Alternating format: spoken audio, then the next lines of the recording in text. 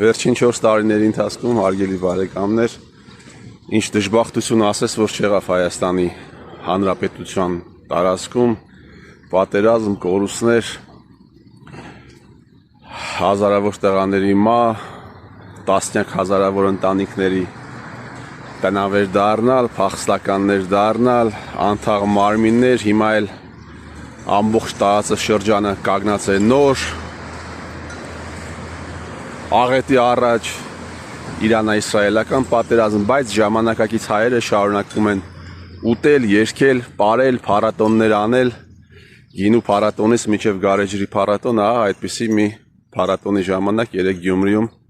տեղի ունեցավ ուժեղ քամի, անձրև եւ փառատոնը երաժշտությունը երկու պարը ավարտվեց ժամանակից շուտ։ Բնությունը որոշեց, որ այն պիտի ավարտվի ժամանակից շուտ։